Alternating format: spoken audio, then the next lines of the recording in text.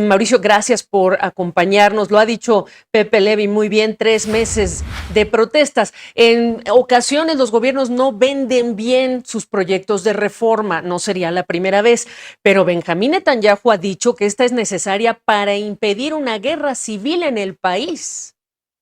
No, bueno, es que es un tema enormemente complicado y muy polarizante. Hay un sector que respalda no solo Netanyahu, hay que entender que es Netanyahu y es toda la coalición de derecha y extrema derecha Exacto. que efectivamente ganan la mayoría. Porque si sumas los escaños, pues obviamente tienen más de la mitad de los escaños necesarios y por supuesto si es materialmente la mayoría. Este sector dice que la Suprema Corte de Justicia de Israel no representa adecuadamente a la población y por lo tanto la reforma judicial es necesaria con el propósito de darle más poder al Parlamento por encima de la Corte. El problema es que, o sea, cuando tú estudias teoría de democracia, teoría de equilibrio de poderes, lo que está ocurriendo con esta reforma es que básicamente ocasiona que el gobierno, que forma parte del Parlamento, no olvidemos que en un sistema parlamentario como el israelí, los miembros del gabinete son también miembros del Parlamento, entonces el gobierno sumado al Parlamento quedan por encima de la Corte y pueden anular cualquier fallo de la Suprema Corte de Justicia y esto elimina el equilibrio de poderes y esto es precisamente lo que protesta todo este otro sector. En este otro sector no está solamente el sector, digamos, liberal, democrático, progresista, de izquierda por parte de Israel, sino que también vemos crecientemente exministros, magistrados de la Suprema Corte, pero también miembros prominentes del ejército, miembros prominentes de las fuerzas aéreas. Entonces, no solamente es el tema cuantitativo de las protestas, sino el tema cualitativo, quienes han venido protestando. Entonces, esto ha estado creciendo a lo largo de estos 3 meses hasta el punto en el cual el propio ministro de Defensa de Netanyahu este fin de semana Sí. dice que no está de acuerdo con la reforma y que se tiene que detener y entonces Netanyahu lo despide y esto es lo que detona la crisis actual. Ahora, Mauricio, el gobierno de coalición se simbra de Netanyahu este golpe después de estas protestas y de este reclamo, porque Netanyahu dice que los escucha, pero al mismo tiempo dice no, esta es una suspensión. Es decir, que le estamos poniendo puntos suspensivos para que haya un debate, pero la intención se mantiene. ¿Qué pasa con el gobierno de coalición entonces?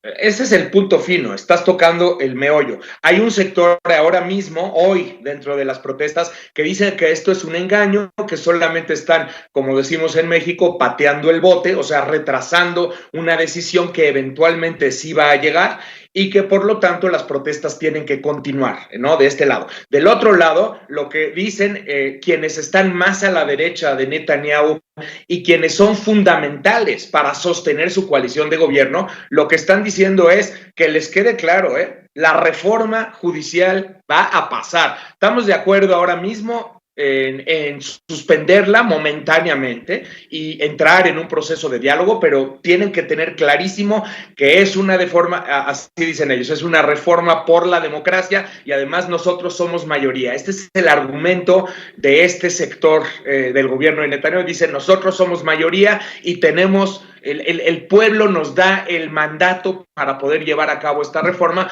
aunque miles, cientos de miles de personas marchen en las calles. Eso no nos preocupa.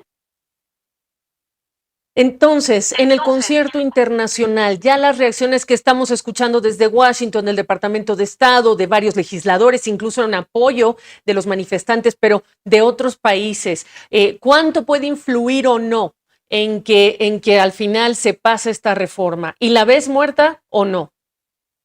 No la veo muerta, definitivamente no la veo muerta. Creo que va a haber una tensión enorme al interior del propio gobierno de Netanyahu, porque hay que entender que Netanyahu aguantó hasta el último momento. Ya se estaba generando una enorme tensión entre el Estado de Israel y su mayor respaldo, que es Estados Unidos y la administración Biden. Y aún así, Netanyahu sostuvo la postura al nivel de que despide a su propio ministro de Defensa este fin de semana. Entonces, Netanyahu tiene en sus manos una decisión. Si quiere seguir gobernando con esta coalición, tiene que seguir empujando la reforma.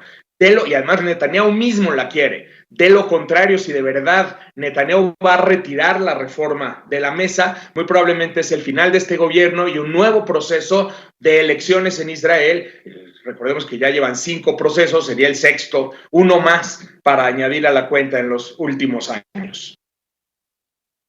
Brevemente, Mauricio Mesulam, ¿qué nos dice desde fuera esta situación sobre el Israel de hoy, la gente de hoy versus quienes, la clase gobernante?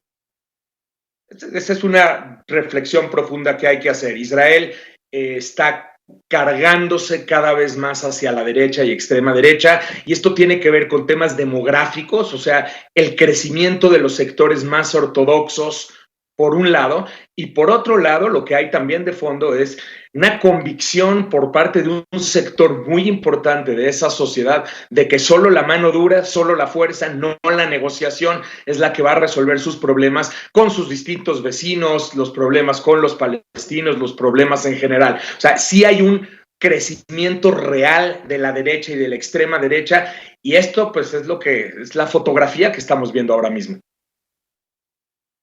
Como siempre, un gusto tenerte para que nos entregues la perspectiva y analicemos el momento. Gracias, Mauricio, un abrazo. Muchísimas gracias, querida Gaby. Un saludo a toda la audiencia de CNN. Hasta pronto.